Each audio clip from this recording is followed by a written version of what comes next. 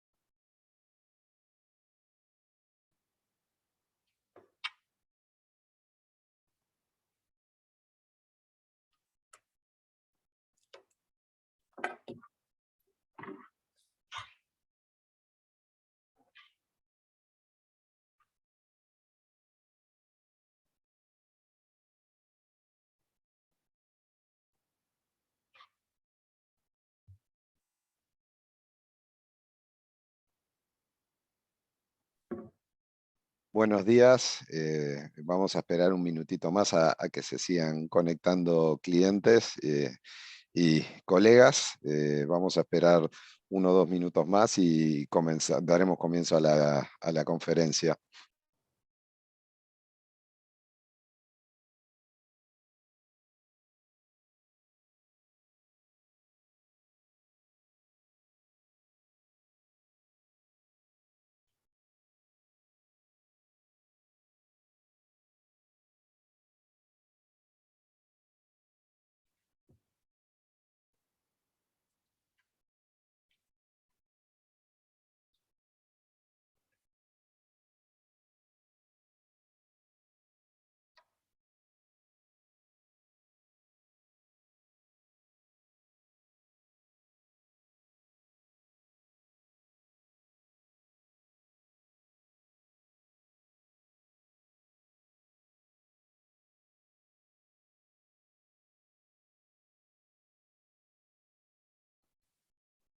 Muy buenos días, Jorge, Marcelo, Álvaro, encantados de ir recibiendo. La verdad estamos en un día espectacular en Montevideo, ya sintiéndose el otoño. Juan por ahí ya empiezan los primeros calores, ¿no? Sí, empezamos un poco con mejor temperatura, pero sigue lloviendo. Bueno, esperemos que en breve empiece la primavera, aunque está el viejo refrán, ¿no? De que hasta mayo no guardes el sayo. Hasta el 40 de mayo no te quites el sayo. Bien, habiendo pasado unos minutos de la hora de la cita, la verdad que quiero dar comienzo a la conferencia y se irán sumando luego espectadores, pero nada, darle la bienvenida a una charla más de Santander Private Banking. En la cual para nosotros es un honor y un gusto recibir a nuestros clientes en este formato virtual. Eh, Agradecer, como siempre, la confianza que depositan en nosotros y desear que, bueno, que todos vengan saliendo bien de lo que ha sido esta crisis sanitaria importante. Agradecer, por supuesto, a los colaboradores del banco, principalmente Andreina Rux, que me acompaña en este momento, el responsable del área de inversiones, y a todo el equipo de ejecutivos y gerentes que nos están acompañando a lo largo del día de hoy en esta conferencia. La verdad que estamos siendo un poco más recurrentes en las charlas porque nos convoca un problema muy grande que no es noticia para nadie y entendemos que queremos dejar de lado los aspectos humanitarios que son terribles y que cuesta mucho abstraerse, ¿no? Del momento que está pasando y que estamos viviendo a nivel mundial. Y creemos que es súper importante para nuestros clientes poder tener un poco de tranquilidad y ver qué está pasando y cuáles son las implicancias de todo lo que está pasando en el mundo de las inversiones y qué nos ha enseñado la historia. Así que, Andreina, te pido por favor que presentes a Juan de Dios. Gracias, Juan. Bueno, bienvenidos a todos. Un placer, como dijo Juan, volver a encontrarnos en este ciclo de charlas. En el día de hoy, esta es una charla exclusiva para clientes de banca privada, y con tal exclusividad también vamos a contar con un speaker súper exclusivo para nosotros, que es el CIO o el responsable de la estrategia global del banco a nivel global, a nivel Grupo Santander. Juan de Dios ha estado en el grupo desde 1998 y tiene una gran trayectoria en lo que es mercados financieros, ha estado en distintas geografías, has recorrido todo, Juan, de Latinoamérica, Estados Unidos, Europa, y bueno, siempre muy vinculado a áreas de wealth management y asset management, así que tiene una gran trayectoria y experiencia en lo que son los mercados financieros. Como bien decía Juan, en la mañana de hoy nos va a estar contando sobre el contexto actual, cuáles son las implicancias de este conflicto, cómo está impactado en los precios de las materias primas, en la inflación, en el crecimiento, los desafíos que enfrentan los distintos bancos centrales en sus políticas monetarias, y bueno, un poco cuáles son los posibles desenlaces que tenemos hacia futuro de esta situación y conflicto que estamos viviendo a nivel mundial. Así que, Juan un placer tenerte, la realidad es que siempre es un gusto escucharte, te agradezco mucho que nos hayas aceptado esta invitación, así que nada, sin más, te dejo, te cedo la palabra, y de vuelta, mil gracias por aceptar la invitación, es un gusto realmente escucharte. Solo agregar a lo de Andreina, perdón, que vayan escribiendo las preguntas que puedan ir surgiendo en el chat, y Andreina y yo iremos moderando para transmitirle a Juan de Dios las mismas. Así que la idea de hacer este foro íntimo es que sea lo más interactivo posible, por lo que esperamos que surjan muchas preguntas. Abrazos. Gracias, Juan, y gracias, Andreina, por invitarme a este evento. Y sí, la verdad es que, por favor, hagan preguntas, y Juan y Andreina, si hay alguna pregunta que justo haga mención a algún tema que esté hablando y la consideráis relevante, por favor, hacérmela, y con gusto interrumpo la presentación para aclarar algún aspecto que no quede claro. Voy a compartir con ustedes información sobre todo del informe que acabamos de publicar trimestral de visión de mercados, en donde, como ven el título, pues hablamos sobre todo del impacto del conflicto en varios aspectos, pero centrándonos mucho en la parte de inflación, que es que quizás la que más nos preocupa, ¿vale? Vamos a empezar por unas cuantas datos respecto al conflicto que ha impactado más en los mercados este primer trimestre, que es la guerra en Ucrania. Hemos querido empezar con este gráfico. Este gráfico lo que muestra es los eventos desde la variable que hablaba Juan, ¿no? De la crisis humanitaria que supone, mide el número de muertes en conflictos bélicos entre países, ¿vale? Centrémonos, quería empezar por la vertiente humanitaria, que es muy importante. Todavía no sabemos el impacto de este conflicto, pero desde luego va a ser varias decenas de miles de muertos y va a ser un impacto importante. Ahora, cuando lo miramos con perspectiva histórica, pues la verdad es que lamentablemente pues el conflicto bélico es una constante en la historia de la humanidad. Y venimos de una tendencia decreciente en los conflictos bélicos, lo cual es algo muy positivo. Tuvimos dos picos que fueron primero la Segunda Guerra Mundial, luego tuvimos un periodo en donde no hubo conflicto entre las principales potencias mundiales de forma directa, pero sí lo hubo en muchas partes del mundo, donde pues Rusia y Estados Unidos estuvieron pues luchando de forma indirecta, ya sea en Corea, ya sea en Vietnam, en muchas geografías, y fue unas décadas pues bastante complicadas, ¿no? Afortunadamente, pues con la caída del muro de Berlín, pues ese conflicto, esa guerra fría entramos en un periodo de paz, podemos llamarle, tuvimos una época en donde las grandes potencias pues colaboraron, se abrieron mercados, entró China también en la Organización Mundial del Comercio, y disfrutamos la edad dorada de la globalización, un dividendo de paz, y donde pues nos centramos en luchar en los mercados comerciales, ¿no? En ver quién era el mejor fabricando productos, y en donde no hubo un conflicto bélico de forma directa.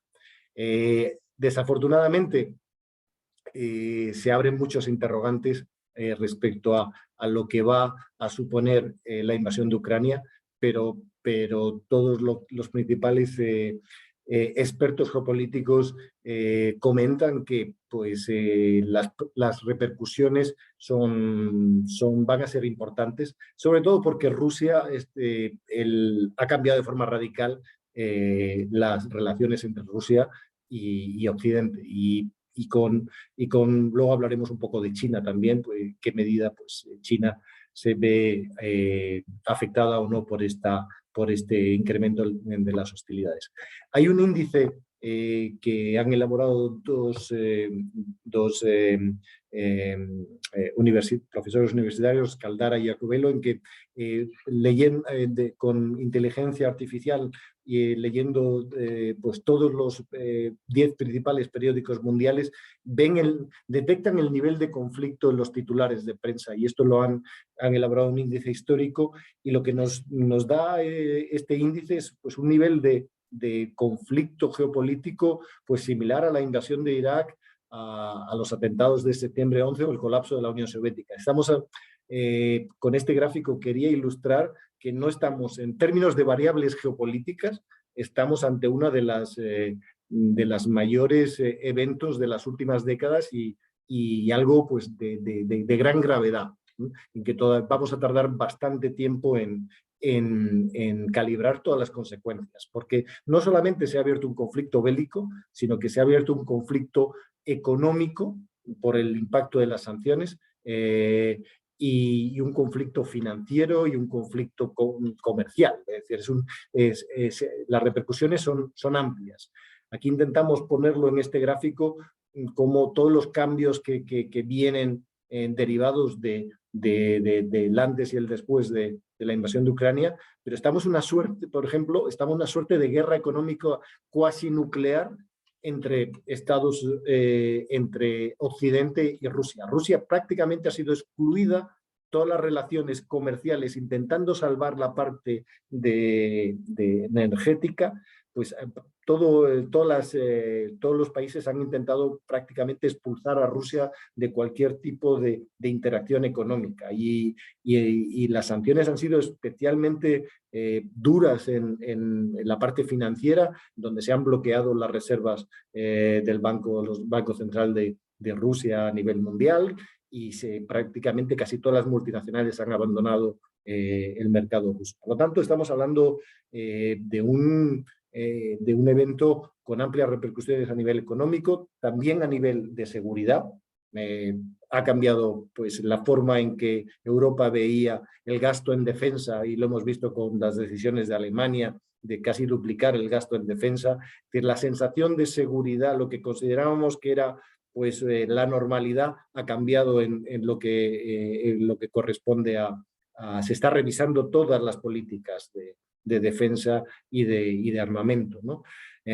También hay consecuencias también positivas, porque, por ejemplo, en el caso de la Unión Europea, Putin pues, perseguía debilitar a la Unión Europea, pensaba que Alemania iba a reaccionar de forma diferente a Francia o Inglaterra, y ha habido una enorme cohesión en la respuesta. Por lo tanto, uno de los aspectos positivos es que la Unión Europea está más fuerte que nunca, y luego hablaremos mucho de los cambios en términos de política energética. Por lo tanto, con esta diapositiva lo que quiero ilustrar es que vienen muchos cambios derivados de este evento, y las repercusiones en los mercados financieros van a ser muy amplias. Es decir, hemos vivido una etapa bastante positiva en los mercados financieros, muy apoyada por la política monetaria, tanto en sus políticas de compras de activos como bajos tipos de interés. Teníamos también mucho apoyo de las políticas fiscales, los mercados financieros estaban muy estables, y vamos a ver un poco cómo este conflicto bélico altera estos niveles de estabilidad, pero desde luego vamos a una etapa menos apoyada por estas variables por las consecuencias que tiene este conflicto.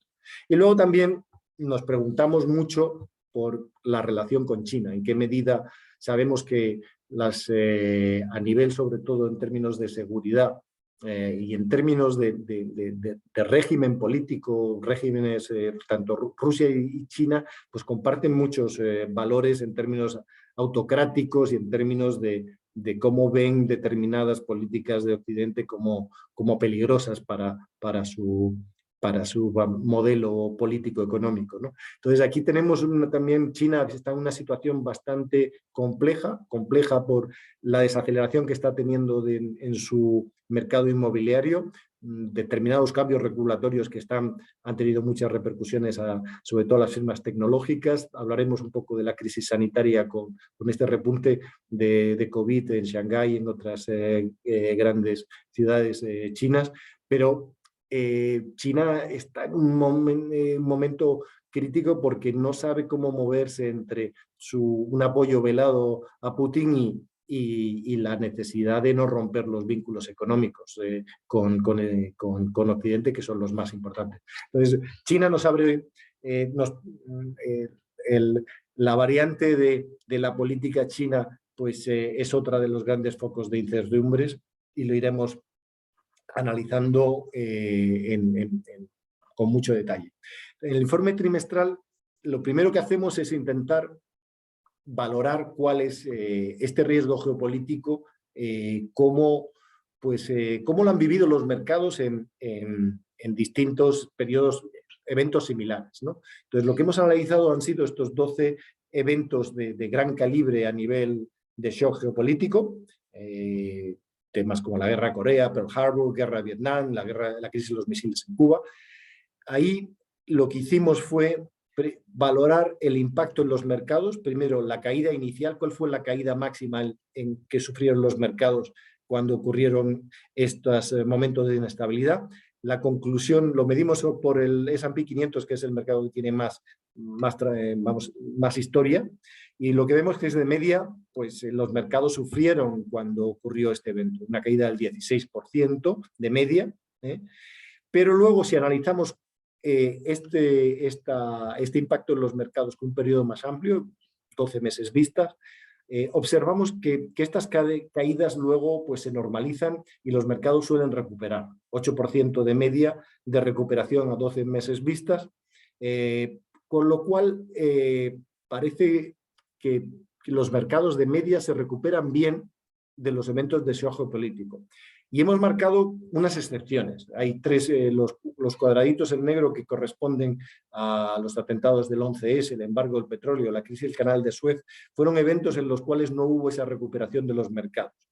Y lo que analizamos es intentar ver cuál es la raíz, cuál fue el denominador común de por qué hubo esa no recuperación en estos tres eventos.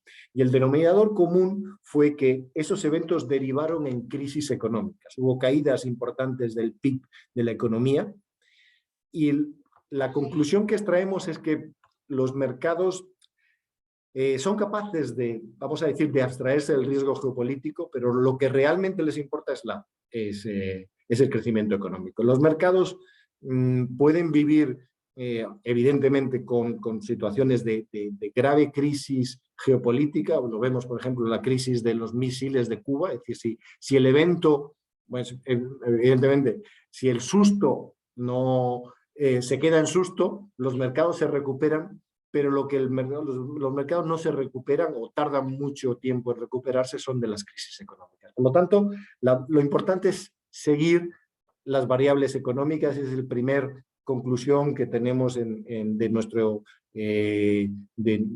informe trimestral, es que le estamos diciendo a nuestros clientes que no hay que seguir los titulares de los telediarios son o de la prensa o del Economist, no son un buen indicador a la hora de invertir, pero lo que sí es un buen indicador es qué pasa con la economía. Y aquí vemos, hemos separado en azul, está el promedio de los eventos, cómo se recupera a 12 meses vista la bolsa americana de estos eventos, y los únicos momentos en los que no se recuperan son estos tres episodios en donde hubo una crisis económica. Por lo tanto, hay que focalizarse en los indicadores económicos. Hemos actualizado el gráfico en rojo y hemos visto que todavía no ha habido unas caídas importantes del S&P 500, es decir, hubo una recuperación fuerte y luego ha caído, pero la verdad es que han sufrido más los mercados por el tensionamiento monetario que por el tensionamiento geopolítico. Y hablaremos más en detalle luego del tensionamiento monetario, que es algo que importa más a los inversores porque tiene unas repercusiones económicas muy importantes en el corto plazo. El segundo análisis que hacemos lo desarrollamos en el apartado 2 del informe trimestral, es qué pasa con las bolsas, con los mercados de riesgo, cuando tenemos periodos de subidas de tipos de interés.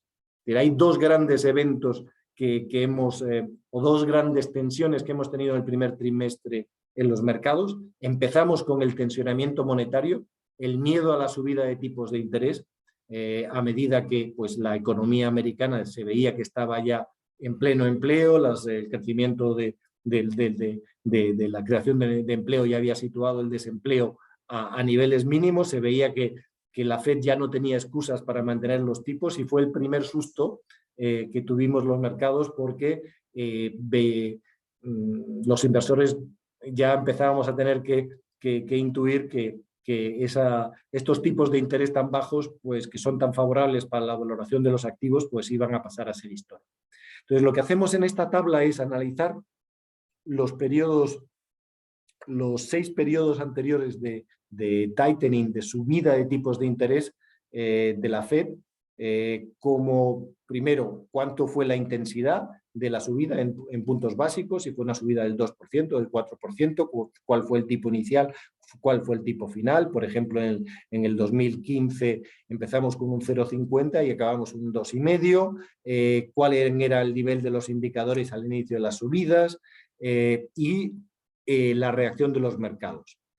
La conclusión es que la bolsa tiene un periodo inicial de volatilidad, cuando se inicia el periodo de inicio de subidas de tipos de interés, pero suele recuperarse muy bien, porque al final los tipos de interés suben porque la economía va bien. La Reserva Federal tiene que enfocarse más en su mandato de controlar precios y ya no tiene que estar tan preocupado por el crecimiento económico. Entonces, esa es la conclusión general de lo que nos dice la historia. ¿Cómo está? Lo vemos en la última línea, de media, por un 12,9% de subida desde el inicio hasta el final de subida de tipos de interés. Así que la bolsa no le ha ido mal en las subidas de tipos de interés en los últimos 6 periodos de subidas. El único problema que tenemos en la situación actual es que el nivel de inflación, del que hablaremos bastante en detalle, es demasiado elevado. Es decir, partimos la Fed, a la hora de iniciar las subidas de tipos de interés, parte quizás llega un poco tarde, porque la inflación, que ya estaba elevada, se ha acelerado incluso más por el impacto de la crisis de Ucrania. Por lo tanto, tenemos un evento de tensionamiento monetario que quizás sea pues, distinto al histórico, por la rapidez con lo que la Fed tiene que normalizar los tipos de interés y el retraso que lleva por el gap el diferencial entre la inflación y los tipos.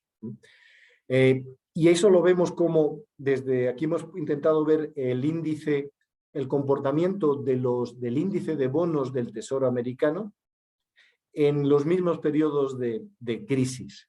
Normalmente los bonos del Tesoro son considerados como el activo risk-free, sin riesgo. Y cuando hay un evento de riesgo geopolítico, caen las bolsas inicialmente, suben los bonos porque los inversores tienden a buscar la seguridad, pero en este periodo ha ocurrido todo lo contrario.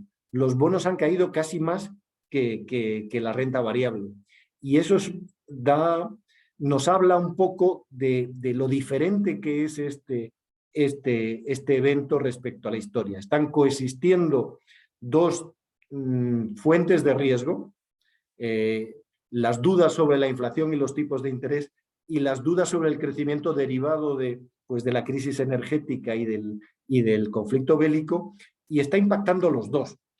Y nos vemos este gráfico, vemos cómo en azul está la bolsa mundial y en gris los bonos mundiales. Normalmente los bonos y las acciones evolucionan, nos ofrecen diversificación, y cuando pues, la economía va bien, va muy bien para las acciones, pero los bonos no van tan bien porque se teme que vayan a subir los tipos, y la subida de tipos son malos para los bonos, y cuando la economía va mal y sufren las bolsas, normalmente es buenas noticias para los bonos porque se prevé que los tipos de interés van a bajar para intentar reactivar la economía. Por lo tanto, son dos componentes que nos ofrecen diversificación. Uno nos da estabilidad y seguridad, el otro nos da crecimiento. El problema que estamos teniendo en este 2022 es que los dos activos principales están dándonos rentabilidades negativas muy elevadas. Y eso viene derivado de que tenemos dos riesgos. Uno, que nos golpea en la renta fija vía subidas de tipos de interés, que es el tema de la inflación, y otro que golpea a las acciones, que es la desaceleración económica por los riesgos de suministro energético y por todas las incertidumbres que trae el conflicto de Ucrania. Entonces tenemos dos eventos al mismo tiempo que normalmente no coexisten, o ocurren en momentos distintos. Y eso es una de las paradojas a las cuales nos enfrentamos los que hacemos recomendaciones en activos, porque es un entorno en el cual oímos la palabra que menos nos gusta oír a los inversores. Es la palabra estanflación. Y es la palabra se compone de estancamiento económico con inflación. Estancamiento económico, que es malo para las acciones, e inflación, que es malo para los bonos. Entonces es algo que nos golpea a los activos financieros a un porcentaje muy elevado de los activos financieros. Entonces, esto nos trae el fantasma de los 70.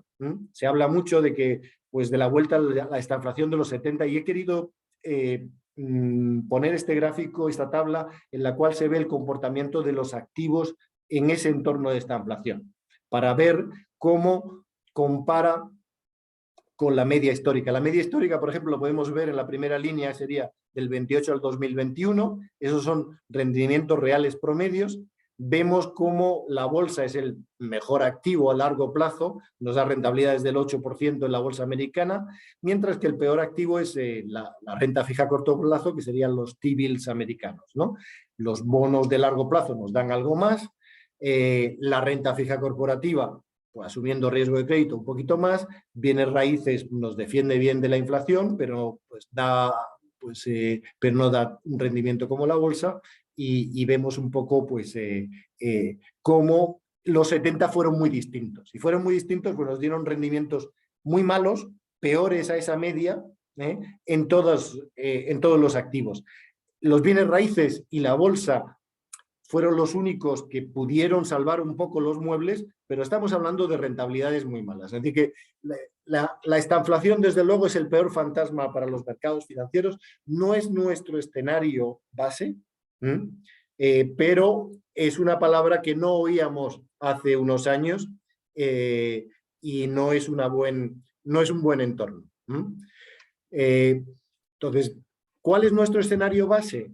Nuestro escenario base es que, ahora lo veremos con el impacto en crecimiento y nuestras perspectivas de inflación, no es una vuelta a los 70, pero sí nos va a quitar crecimiento, y no vamos a las inflaciones que hubo en los 70 de media del 8%.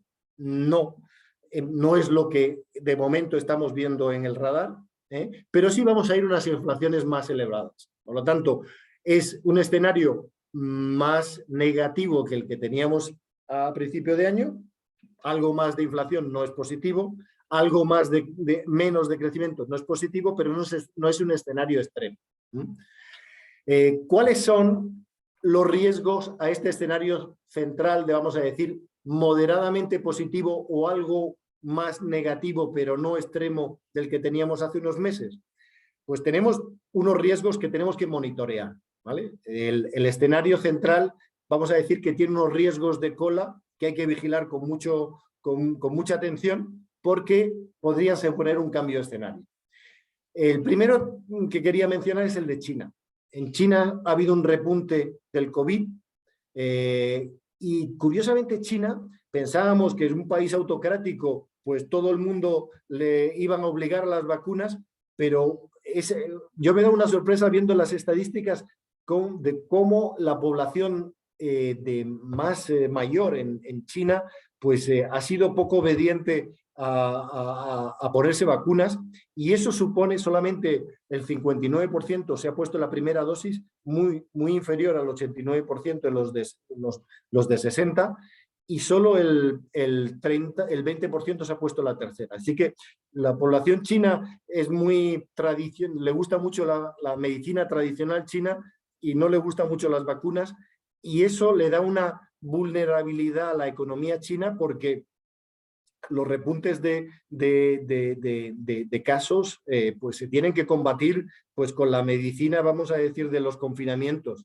porque hay un riesgo de contagio a la población vulnerable que en el resto de países pues ya hemos solucionado, pero curiosamente en China tienen este problema.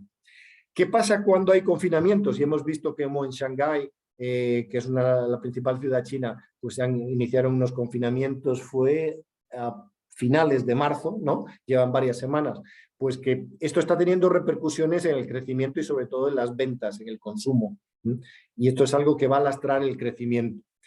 Y no solamente nos preocupa por el menor crecimiento en China, sino porque China es la fábrica del mundo, y lo que estamos viendo es que se están atascando los puertos chinos por esta política de cero COVID, y aquí vemos la estadística de barcos, y aquí vemos un mapa del puerto de Shanghái, y sabemos cómo importante es que no haya disrupciones en las cadenas de suministro mundiales para el crecimiento. Por lo tanto, este repunte estamos mirando con muchísimo detalle qué está ocurriendo en China, porque además coexiste con una desaceleración que ya venía viniendo desde hace varios trimestres, derivada de un enfriamiento del mercado inmobiliario y de unas políticas regulatorias que están llevando los índices de confianza empresarial a terrenos de desaceleración, y esto hay que vigilarlo. Segundo foco, Rusia y Ucrania. Rusia y Ucrania no pesan mucho en la economía mundial. En el PIB mundial no llega al 3% el peso de China, en las bolsas mundiales pesaban un 0,4 y ya no pesan nada, y lo mismo casi en renta fija emergente. Mercados financieros y la economía mundial pueden coexistir con un colapso de los mercados financieros chinos y con una desaceleración muy importante de la economía ucraniana y china. Eso no es lo importante. El importante, y lo vemos incluso el peso de las exportaciones, en Rusia no es un mercado importante para ningún país. Lo vemos la República Checa, Finlandia, Polonia, pero no es un mercado importante. Lo que sí es importante es su papel como suministrador de materias primas. Y empezamos por cereales, porque es algo que está teniendo muchas tensiones en varios países emergentes, porque Ucrania y Rusia son el granero, sobre todo en trigo y en maíz, y en aceite de girasol son pues el principal exportador. Esto está teniendo mucho impacto en los precios de los commodities agrarios. Y en metales también de forma muy importante, paladio, titanio, níquel, aluminio. Rusia es uno de los principales proveedores a nivel mundial. Y la parte más importante, que le estamos prestando más atención es el papel que tiene Rusia como exportador mundial de energía, tanto en gas como en petróleo. El papel es muy importante a nivel mundial, pero si nos vamos a Europa, ya no es un papel importante, es un papel absolutamente crítico. Tenemos países como Grecia, Eslovaquia, Holanda, Hungría, que tienen un 50% de dependencia energética respecto a las importaciones de gas, carbón y petróleo de Rusia. Con el nivel de tensión comercial y de sanciones que está ocurriendo entre Europa, Estados Unidos y Rusia, pues tenemos una situación de vulnerabilidad muy importante, y lo hemos visto el anuncio hace 2 días, lo de Rusia que corta el gas a Polonia y Bulgaria. Pues diciendo porque no han pagado en rublos, ¿no? Rusia tiene la excusa perfecta para no pagar en dólares porque Occidente no le permite movilizar los dólares que tiene en sus reservas y Occidente no tiene acceso a rublos, con lo cual estamos en una situación donde pendemos de un hilo de que hay una falta de suministro energético en Europa muy importante. Aquí vemos el peso de Rusia en el mercado mundial de gas, es enorme, es el principal exportador, tanto por vía oleoducto como gas licuado. Estamos hablando de más de 200, se mide por billones de centímetros cúbicos de gas, ¿no? Y el problema es que en el corto plazo Europa puede solucionar la mitad del suministro que viene de Rusia, pero es imposible sustituir la importancia de Rusia en el mercado del gas. En el mercado de petróleo es igualmente complejo. De los 11 millones de barriles que extrae Rusia, 7 millones van a la exportación, de los cuales 4,5 van a Europa. Es difícil que Europa, para conseguir esos 4,5 millones en otros mercados que no sea por Rusia, tiene que ocurrir un montón de cosas, entre ellas que sobre todo China e India compren más a Rusia para que se libere capacidad de otros países exportadores que puedan suministrar a Europa, y eso puede venir por más producción de shale de Estados Unidos, con que una solución a los conflictos que tenemos con Irán y Venezuela y que produzcan más esos países y mayor producción del resto de países de la OPEC. Es complicado. A día de hoy todavía no se ha cortado el suministro de petróleo de Rusia hacia Europa, pero estamos a un nivel de tensión elevadísimo. La Unión Europea, ¿qué es lo que ha hecho? Pues ha mandado un programa que se llama Repower EU para reducir la dependencia del gas y del petróleo ruso, pero eso no va a ocurrir en el corto plazo. Es imposible en el corto plazo sustituir los combustibles fósiles con renovables, y esto va a ser algo que se solucionará en el tiempo, pero en el corto plazo podemos tener tensiones muy elevadas. Y esto se lo estamos viendo en cómo están evolucionando los precios tanto del petróleo, que no hemos ido a niveles por encima de $100, y parece que hasta que esto no se solucione, pues vamos a convivir muchos trimestres con petróleo por encima de $100, y eso es un impuesto al crecimiento mundial. Y lo mismo en términos del gas, elevadísima volatilidad, y esto pues sobre todo a Europa es el área económica que afecta en mayor medida. Otro riesgo que el que se habla es el riesgo financiero, pero la verdad es que no hay poca exposición de los bancos europeos vamos a decir, a acreedores en Rusia. Los bancos que más tienen exposición ya lo han anunciado y han caído en bolsa bastante, pero la verdad es que es un impacto asumible.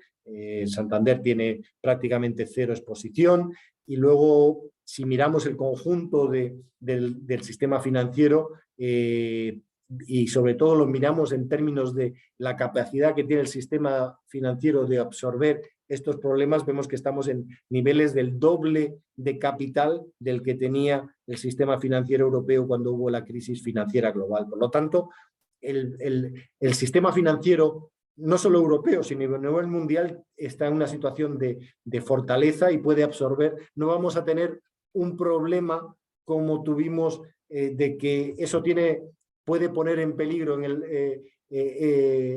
la crisis inmobiliaria. Fue tan grave porque puso en peligro el sistema financiero mundial.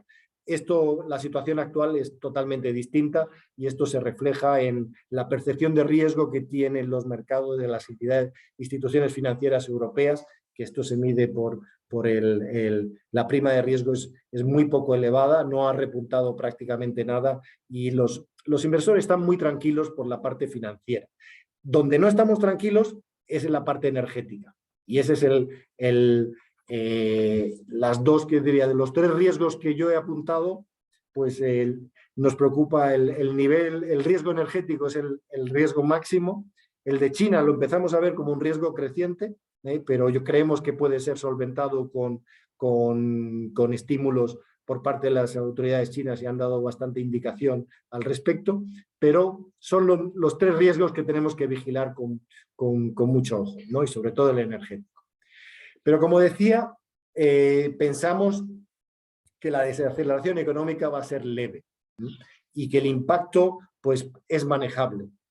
Esto lo estamos viendo, monitoreando a través de las estimaciones de que los economistas, viendo la revisión al escenario de crecimiento del 2022. El impacto ha sido sobre todo mayor en Europa. Ha habido una caída, pues esto va a restar un 1.3, 1.5 al crecimiento europeo si se mantiene el nivel con las condiciones actuales. A Estados Unidos le impacta menos y si se queda, esta revisión se queda en estos niveles, no, y aquí vemos la proyección que ha hecho el Fondo Monetario Internacional, pues se ha hecho una revisión similar, ¿vale? Si el impacto se queda en esto, es un impacto manejable y estamos hablando todavía de crecimiento económico por encima de la media de los últimos 10 años. Por lo tanto, este impacto sería desaceleración y para nada sería un impacto de recesión o de estanflación. Ayer vimos el dato de PIB americano, que quizás ha sido sorprendente, con una caída del 1.4. Quisiera relativizar un poco este dato negativo. No tiene nada que ver con la crisis en Ucrania, ha sido derivado por datos en los componentes más volátiles, inventarios, sector exterior, también pues una fuerte caída de la parte gubernamental, pero mirando inversión y consumo, que es lo que nos preocupa más a los analistas económicos, ha habido incluso una aceleración respecto al trimestre anterior y se nota un poco uno de los factores que pensábamos que iba a afectar más positivamente este año, que es la reapertura y como mayor gasto en servicios. Entonces,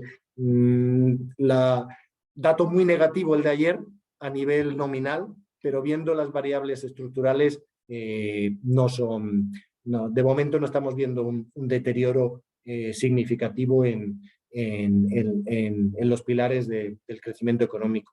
Y pensamos sobre todo en el consumo, en el consumidor americano, que está en una situación de muy buena por ahorro acumulado, por riqueza empresarial, riqueza financiera, pero sobre todo por los niveles de desempleo y lo fuerte que está el mercado laboral. Aquí vemos como tanto Alemania, Estados Unidos y Reino Unido están en niveles mínimos de desempleo, que esto apoya mucho el consumo, pero sobre todo, si nos fijamos en la oferta de empleo sin cubrir, los job openings, estamos en una situación de máximos históricos en la economía americana en número de empleos sin cubrir. Entonces, consumidor americano, de momento no vemos variables preocupantes y creemos que el consumo en los próximos trimestres está bien apoyado. Eso por la parte macro. Por la parte micro, estamos también mirando con muchísimo detalle cómo están publicando las empresas del S&P 500, de la bolsa americana, y de media estamos viendo aquí vemos el porcentaje de las empresas que han publicado. Lo verde es el porcentaje de empresas que baten las expectativas. Y vemos cómo niveles del 71% de las que han publicado, 71% ha batido las estimaciones, y se están revisando al alza las previsiones de crecimiento, que para el 2000, antes de que se iniciase este calendario de publicación de resultados, estaban en el 9% para el 2022 y para el 2023 un 10% adicional. Desde entonces, ¿qué ha pasado? Pues que las estimaciones se han revisado al alza y ya no estamos en un 9%, sino que estamos en un 10% de crecimiento esperado para el 2022. Lo vemos aquí en la columna del S&P 500. El 31 de marzo se esperaba un 9,9% de crecimiento y vemos cómo se está revisando al alza. Por lo tanto, de momento no vemos un contagio de la macro, de todas estas sesiones macro a la micro, y eso es una muy buena noticia, porque al final la bolsa lo que nos importa sobre todo a los analistas es que haya crecimiento de beneficios y de dividendos. Estamos mirando con muchísimo detalle este índice, que es el índice de condiciones financieras, que nos da una medida de en qué medida hay, vamos a decir, la inestabilidad macro se contagia a los mercados financieros, y he actualizado el gráfico y vemos como estamos en un periodo no positivo, porque por lo que os decía antes de menos crecimiento, más inflación, no es positivo, pero no estamos todavía en unas métricas para nada complicadas, ¿no? Lo que más nos preocupa, de momento, crecimiento económico está, vamos a decir, con una desaceleración moderada, pero lo que más nos preocupa es la parte de inflación. Y aquí tenemos que remontarnos a los 80 para ver niveles de inflación tan elevados. Este conflicto ha tenido una componente de riesgo inflacionario muy importante, porque no solamente es inflación energética, sino inflación en alimentos, inflación en metales, inflación en problemas de cadenas de suministro. Es decir, hay muchas fuentes de tensión inflacionaria, y esto se está trasladando a tensionamiento en los tipos de interés.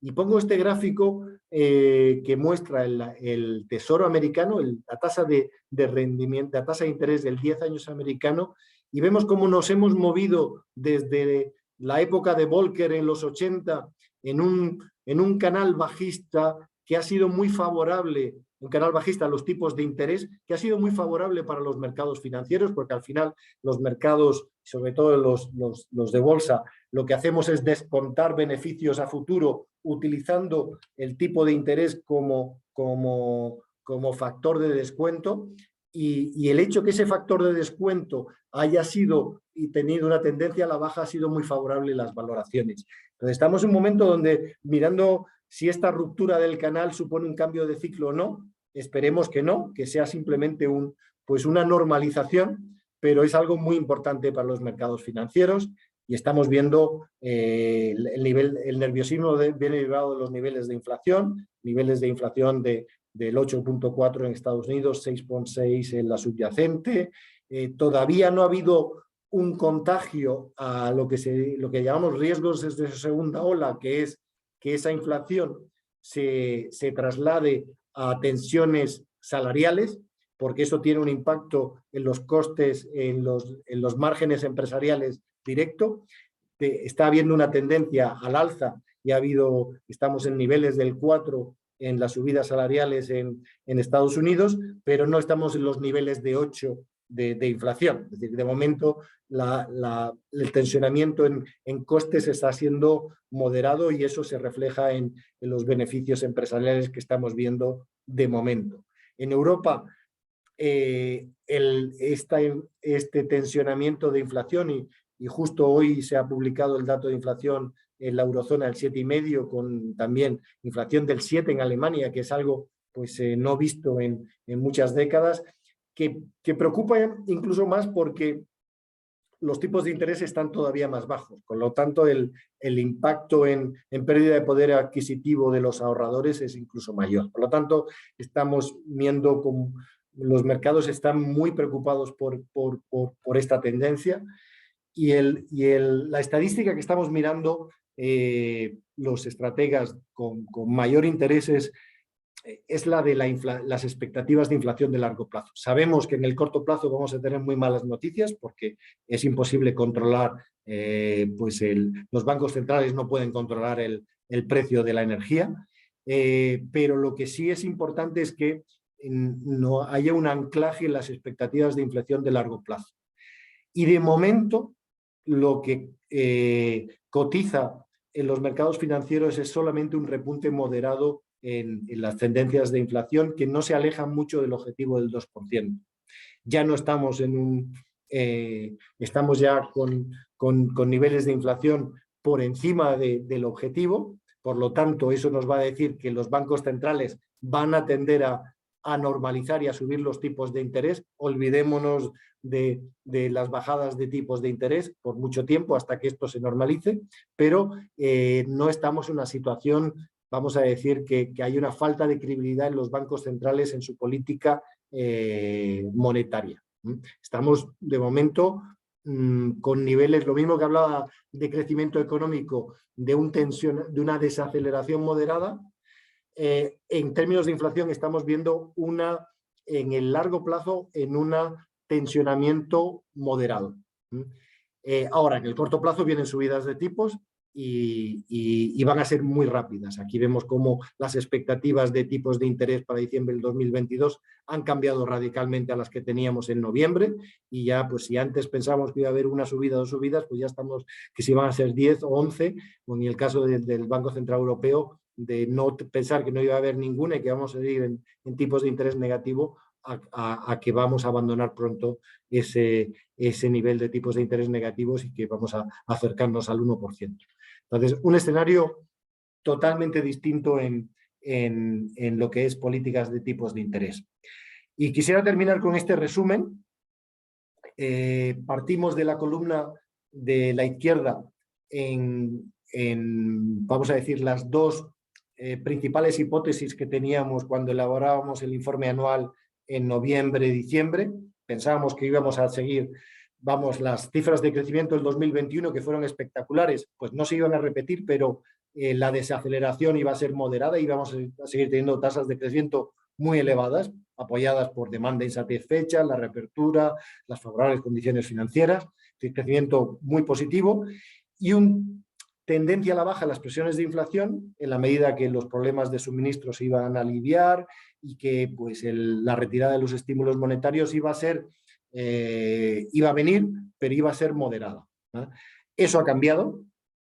El conflicto en Ucrania nos ha traído malas noticias a estas dos hipótesis, pero vamos a decir, sin llevarnos a una situación de momento, vamos a decir, de elevada gravedad. Pensamos que estamos ante un shock temporal de inflación, pero todavía los inversores no piensan que ha cambiado el panorama de largo plazo de la inflación. Los tipos de interés van a subir, pero van a ser subidas moderadas. En la desaceleración del crecimiento no nos va a llevar una recesión de momento a 12 meses vista, hay riesgos a 2-3 años, pero de momento son moderados, y lo que tenemos es mucha volatilidad y unos riesgos de cola que hay que tener en cuenta. ¿Cómo gestionar estas 4 malas noticias? Pues cautela en duración, cautela tanto en la duración en la renta fija como en la renta variable. La renta variable, esto favorece más a los sectores más value, que tienen menos crecimiento futuro, porque la subida de tipos de interés implica que la valoración de los flujos de largo plazo pues es menor. Hay que incrementar la protección a inflación porque viene más inflación de la que esperábamos antes.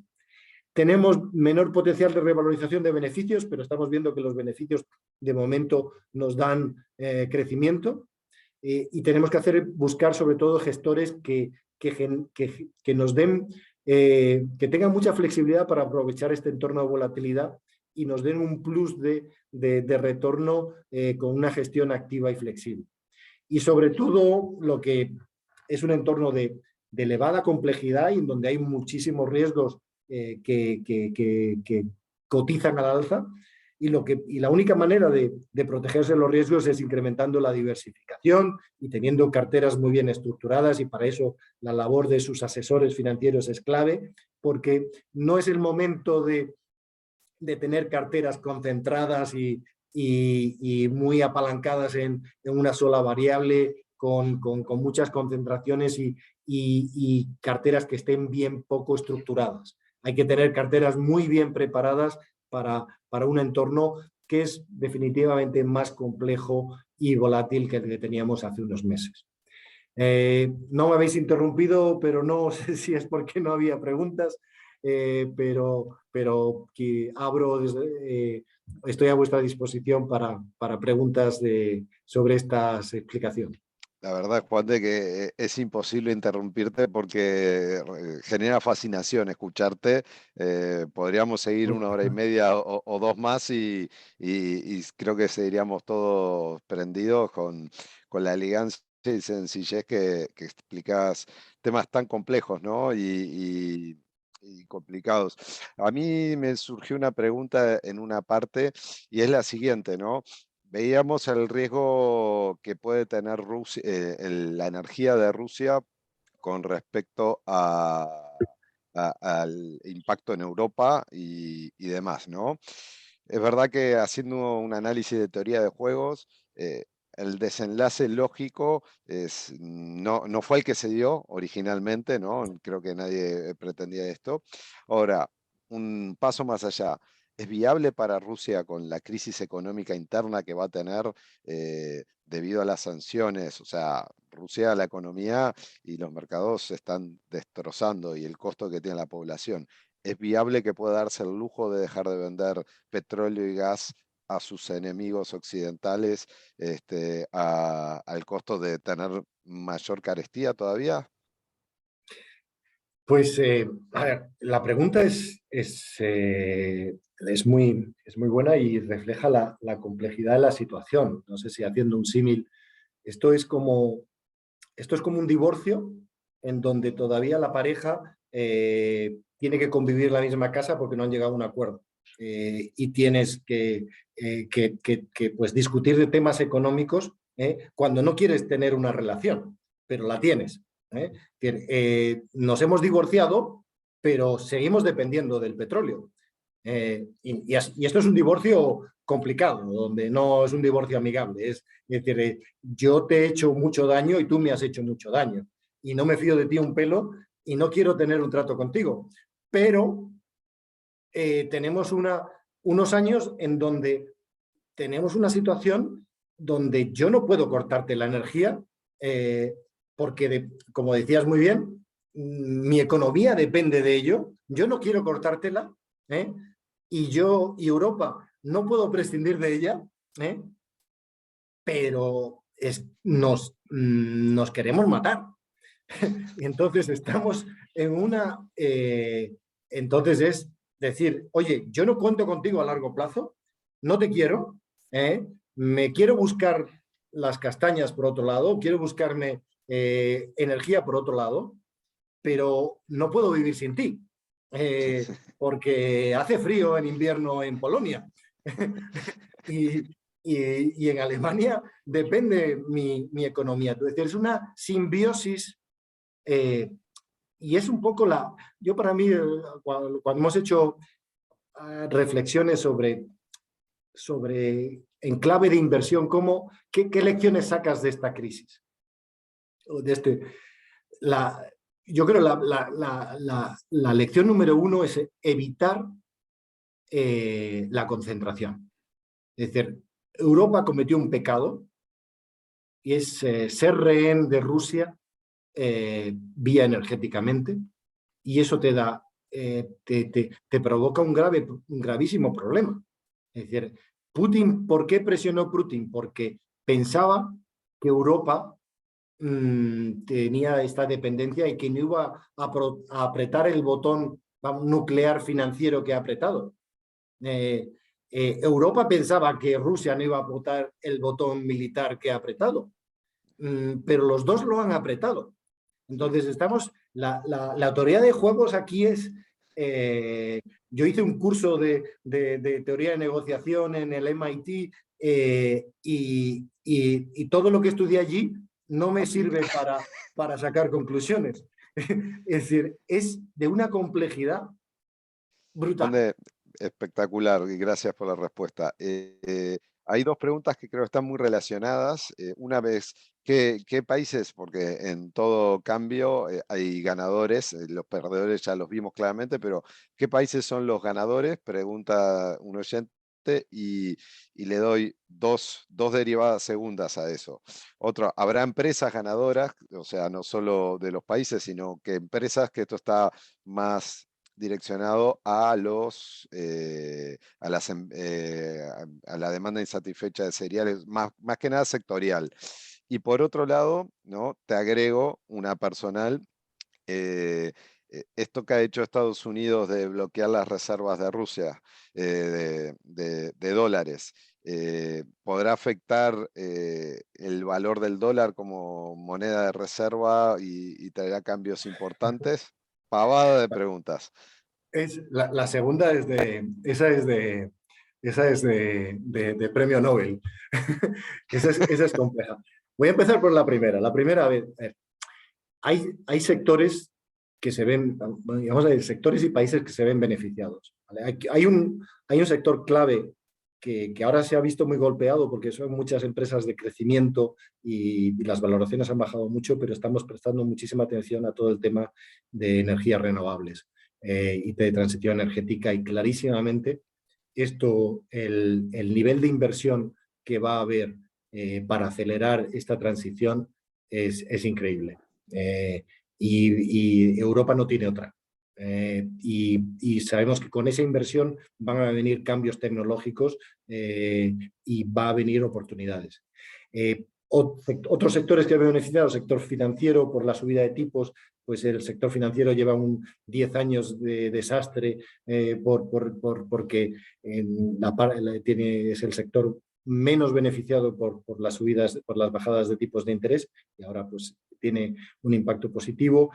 Sectores, obviamente sector energético, porque vamos a gastarnos más en energía y al final pues tanto en la vertiente renovable como en la vertiente tradicional, pues no va a haber inversión en CAPEX por parte de las petroleras. Si no le pagas por adelantado, le firmas el cheque ya y no van a disfrutar de altos cash flows gracias a Putin durante mucho tiempo. Países, pues los productores de commodities y Latinoamérica, afortunadamente, pues es claramente beneficiada por esto, ¿no? Y lo estamos viendo en los mercados, ¿no? Hay otros países, pero pesan menos. Qatar, pues imagínate cómo va a ser las celebraciones del Mundial de Qatar dentro de unos meses. Van, bueno, están su presupuesto no saben ¿Cómo gastarlo? No qué saben hacer qué con el gastar. dinero, ¿no? Pero bueno, Qatar no importa en los mercados financieros. Entonces, hay oportunidades. A nivel global vamos a decir, es un dato negativo, pero es un negativo que se compone de positivos y negativos, dependiendo, siempre hay oportunidades en estos cambios, ¿no? La parte de dólar. A ver, en el corto plazo el dólar es insustituible y hemos visto cómo si ha habido algo que ha funcionado como activo refugio ha sido el dólar. Y no hay alternativa en el corto plazo. Ahora, se abren muchos interrogantes, sobre todo países como China y Rusia. Bueno, Rusia, las ganas de tener aparcado el dinero en dólares en otros bancos centrales, pues la verdad es que va a haber pocas y lo va a sustituir por oro muy rápidamente, en cuanto pueda, ¿no? China es el gran, porque China ha visto el peligro que tiene, vamos a decir, el monopolio financiero global que tiene Estados Unidos, porque al final todas las transacciones comerciales son en dólares, ¿no? El pagar en rublos, eso no, y el pagar en yenes, pues solamente los chinos. Entonces el dólar y el euro en menor medida, pues tienen un papel muy difícil de sustituir. Ahora, cambian muchas hipótesis que teníamos de lo que es políticas monetarias, políticas de reservas, políticas del sistema financiero, SWIFT. Hay muchas interrogantes que habrá que evaluar, pero en el corto plazo lo ves en cómo ha evolucionado el dólar. No hay muchas dudas de qué moneda es la que en tiempos de altísima inestabilidad es mejor tener, ¿no? Lo bueno y Juan, seguro. una pregunta que te quería hacer justo sobre las políticas de los bancos centrales y en particular sobre la Fed. A ver, la Fed enfrenta ese desafío de, por un lado, controlar la inflación que se ha disparado cada vez más y mantener la credibilidad en su política. Por otro lado, enfrenta el impacto que puede tener esto en un endurecimiento demasiado rápido sobre el crecimiento. Ha habido como un cambio de mensaje en lo que es la Fed de la última reunión, que fue un poco más cautelosa, dado el conflicto en Ucrania, y el conflicto siguió contenido, pero siguió avanzando, y la Fed cambió drásticamente su mensaje hacia algo mucho más agresivo y de endurecimiento. Entonces, mi pregunta es, la Fed obviamente quiere controlar la inflación y quiere mantener su credibilidad. Ahora, ¿qué opinión tenés sobre si esto es un único objetivo que tiene sin importar lo que pueda pasar con el crecimiento, o es que en su interior entiende que el crecimiento va a estar controlado y que por ese lado tiene que controlar más la inflación? ¿Qué opinión tenés en ese, si la Bueno, a tenés? ver, Porque a ver, la Fed, los bancos centrales tienen un dilema muy, muy importante, y muy difícil de gestionar, y para mí es clave que la credibilidad de los bancos centrales se mantenga. Y sabemos todo lo que ocurre en una economía cuando los bancos centrales pierden credibilidad. Eso es muy mala noticia, ¿no? Entonces, por eso decía que el dato de expectativas de inflación de largo plazo para mí es crítico. Y yo creo que ahora mismo la Fed, ese es el gráfico que está mirando. No, obviamente no puede olvidarse, tiene un doble mandato y él tiene que intentar conseguir que la economía esté lo más cerca posible del pleno empleo, pero es que en esa asignatura, ¿no?, tiene un sobresaliente. El nivel de desempleo está en el 3,6. Y hay un mercado laboral que no es que está tenso, nunca ha habido ese problema. Tienes un mercado laboral excesivamente caliente, ¿vale? Por lo tanto, en la parte de, tienes dos asignaturas que estudiar, ¿vale? Y en una vas muy bien y en la otra vas muy mal. En la otra tienes un suspenso, tienes una inflación en el 8, y eso está penalizando a los ahorradores conservadores. Tienen unas tasas de interés reales negativas que empiezan a cuestionarse el que apruebes el curso, porque tienes que aprobar las dos asignaturas. Entonces, la Fed, y esto es como una manta, que tiras de un lado y te quitas un poquito, te cubres de un lado, pero te dejas un poco expuesto en el otro lado. Por lo tanto, ¿qué tiene que hacer la Fed? La Fed lo que tiene que ser lo que está haciendo, decir lo preocupada que está y lo focalizada que está en la inflación, porque los que está en riesgo ahora mismo es sus credenciales en la parte, en la segunda asignatura de estabilidad de precios. Entonces, por eso decimos cautela en duración, porque el riesgo, vemos un riesgo de que a lo mejor tenga que ir más allá de la tasa neutral. No solamente se vaya a la tasa neutral del 2,5 rápidamente, como ya ha asimilado el mercado. Existe el riesgo de que a lo mejor tenga que ir un poquito más. Entre el riesgo vemos más riesgo a que las subidas sean mayores a que sean menores. Por los datos, ¿no? Porque tenemos, vistes en el foro mensual de estrategia que estuvimos compartiendo, la economista de Estados Unidos nos mostró el monitor de inflación, y el monitor de inflación, que en 30 indicadores, de 30 estaban 28 en rojo. Entonces, claramente tiene que hacer énfasis. Nos va a dar malas noticias por la parte de tipos, porque llega un poco tarde y tiene que hacer catch up de lo poco que ha estudiado esa asignatura en los últimos trimestres. Brutal. Y Bien. Juan, una pregunta con respecto, porque obviamente al mencionar los commodities, ¿no?, lo primero que se le prenderá a la luz a muchos inversores es, bueno, hay que invertir en commodities entonces, y hay que poner ahí de tu experiencia, ¿qué nos puedes recomendar un poco en cuanto a invertir directamente en commodities o ETFs de commodities, o ir más por las empresas que son las que se benefician de los commodities, de este aumento de petróleo o aumento de los agrícolas y demás.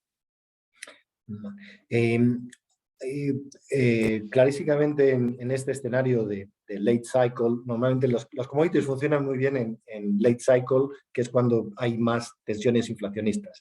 Es un componente, como activo, es un componente muy volátil, más volátil que la renta variable, y por lo tanto es un componente que aporta menos que la renta variable en el largo plazo. La tabla esa que hemos mostrado de bienes raíces, podemos decir, las estadísticas muestran que la rentabilidad de los commodities es inferior a la bolsa mundial en el largo plazo, pero hay unos momentos en los que son muy útiles, es esta fase final de ciclo, ¿vale? Yo siempre tampoco a los clientes latinoamericanos que están en economías que además son muy dependientes de los commodities, no les suelo recomendar mucho commodities porque al final no diversifican. Es decir, ya tienes mucho commodities en sus empresas, en sus economías. Es decir, no cargues mucho la cartera de commodities porque eso ya tienes suficiente, ¿no? Pero los commodities son materias primas son muy, muy, muy útiles en estas fases finales. Nos aportan además algo que en este escenario es muy positivo, que es un hedge macro. El riesgo mayor que tenemos ahora mismo es, vamos a decir, una falta de suministro de materias primas, una crisis energética, y en ese evento que nos castigaría mucho la renta variable, los commodities nos amortiguan el efecto. Así que tienen un valor de diversificación adicional muy, muy, muy positivo, porque están ahora mismo, por esta situación, nos descorrelacionan con la renta variable, que normalmente no ocurre. Entonces, ahí tenemos una visión positiva. Ahora, dicho esto, commodities lo vemos dentro del conjunto de activos que nos protegen de inflación. Lo que estamos muy positivos es con nuestra preocupación mayor, así con una perspectiva de medio y largo plazo, es inflación, y lo que estamos hablando mucho a los clientes de estar en empresas que tienen pricing power, que pueden protegerse bien del entorno de inflación, cuidado con los bonos que tienen componente de larga duración, y sobre todo tener pues más exposición a acciones, bienes raíces, commodities, cosas que al final, activos que nos protegen ante un potencial entorno de mayor inflación en el largo plazo, ¿no? Y en ese sentido entiendo que el cash, por más que pueda parecer lo más seguro, con estos niveles de inflación es como una trampa, ¿no? Porque muy mal lo hace con tema de inflación. Yo creo que lo vimos en la tabla de que se veía lo de la década de los 70, el peor activo es el cash. El cash, pues si nos vamos a entornos de inflación, es que no tienes cobertura. No hay, incluso en escenarios de elevada inflación y menos crecimiento, hay que invertir para poder conseguir rentabilidades por encima de la inflación. La inflación es muy perversa, y tienes que tener activos que tienen la capacidad de hacer ese repricing de inflación. Y el cash no, te da una flexibilidad en el corto plazo, pero en el largo plazo te castiga. Vas perdiendo dinero de forma constante y segura, ¿no? Materias primas, hay que tener yo creo que ahora mismo hay buenas perspectivas para casi todas las materias primas, precisamente por todos los problemas de suministro que está habiendo en todas, ¿no? Pero son muy distintas. Ojo, a mí en materias primas me gusta invertir de forma diversificada, porque son mercados muy distintos y muy complejos. Muy complejos. Y es difícil invertir de forma... tenemos algunos fondos, algunos ETFs que invierten de forma global, y para mí son el mejor vehículo. Yo he sido responsable, en una época de mi vida profesional fui responsable de commodities, y el nivel de complejidad que hay a la hora de invertir en commodities individuales para mí es el mercado más complejo de todos. Por eso prefiero invertir de forma diversificada, incluyendo metales preciosos. Si tú que estuviste ahí lo dices así, ¿qué nos dejan para los simples mortales? Bueno, te contaré alguna anécdota. Si hay más preguntas, háganlas por favor. Si no, yo te quiero hacer una última pregunta y también para ir cerrando porque ya estamos sobre la hora. Pero, a ver, es claro que vamos a seguir con volatilidad en los mercados, incertidumbre, inflación, un crecimiento un poco más lento, más magro. Mi pregunta no, en realidad es, ¿qué mensaje le podrías dar a los clientes, a los inversores que hoy en día están preocupados por estos meses que vienen por delante en cuanto a sus portafolios? Más allá de hablar de diversificación, de los perfiles de inversión, ¿cuál es tu mensaje que les darías para darles, transmitirles esa tranquilidad en cuanto a mantenerse invertidos? Bueno, la palabra clave la has mencionado, el mantener la inversión. Todos los libros de los grandes gurús de la inversión tienen un denominador común y es que es mantenerse invertido. Es decir, esto es el, los retornos de largo plazo los consigues estando invirtiendo en casi todo el largo plazo. Es decir, muy pocos, el hacer timing de mercados y prever cuándo van a ocurrir los eventos negativos tiene un track record muy malo. Yo no lo hago a nivel particular, modulo mis inversiones en términos de subir, bajar el riesgo en función de cómo viene el entorno. Y primera recomendación que estamos haciendo a los clientes, oye, no es el momento de tener cargado de riesgo las carteras, hay que modular el perfil de riesgo y meter, sobre todo, el riesgo lo puedes gestionar de dos maneras: invirtiendo menos en las cosas más volátiles, es una manera, pero sobre todo lo puedes gestionar invirtiendo de una forma diversificada. Es decir, si tienes una cartera bien estructurada, bien diversificada geográficamente, sectorialmente, has incluido, pues, subido el peso de las cosas que pueden funcionar algo mejor en un entorno defensivo y tienes coberturas, pues eso es lo que tienes que hacer. Para mí, yo lo que le estoy diciendo a todos los clientes es: hablen con sus asesores para ver cómo está la cartera de bien equilibrada, cómo está la cartera de preparada, ¿vale? Pero no es un tema de deshacer inversión. Es un error no creo en que sea una buena política el deshacer carteras y rehacer carteras. Mi experiencia me dice todo lo contrario. Es mantener carteras y es modularlas en función del entorno. Y esa modulación viene con esa diversificación y ese, pues hay, viendo todas las alternativas que tenemos en las fondos, en las Global Focus List de fondos, de ETFs, de acciones, todo. Es más bien cambiar el perfil de la cartera más que deshacer. Clarísimo, Juan de. Y ahí te agrego que todo lo que es la parte de fondos de retorno absoluto juegan un papel muy importante para bajar Importantísimo. la correlación y diversificar aún más las carteras. Así que excelente respuesta. Yo no sé, Juan, si tienes algún otro comentario o si el público tiene alguna otra pregunta. La realidad es que nos has dejado, Juan de, sin palabras a todos. Fue espectacular esta presentación. No, muchísimas gracias y lo bueno es hacerlo así, de forma coloquial, y estoy a vuestra disposición en cualquier...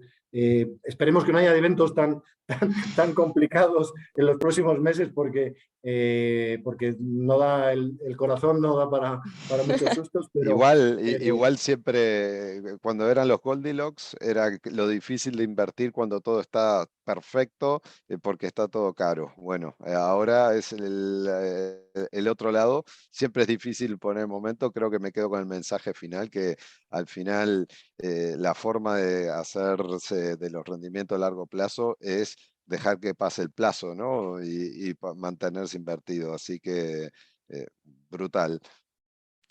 Juan de, gracias. muchísimas gracias. Espectacular como siempre, un placer poder contar contigo, gracias por tu tiempo y bueno, esperamos que todos lo hayan disfrutado tanto como nosotros. Muchísimas gracias, muy buen día y muy buen fin de semana para todos. Muchas gracias por acompañarnos. Chao, gracias. Adiós.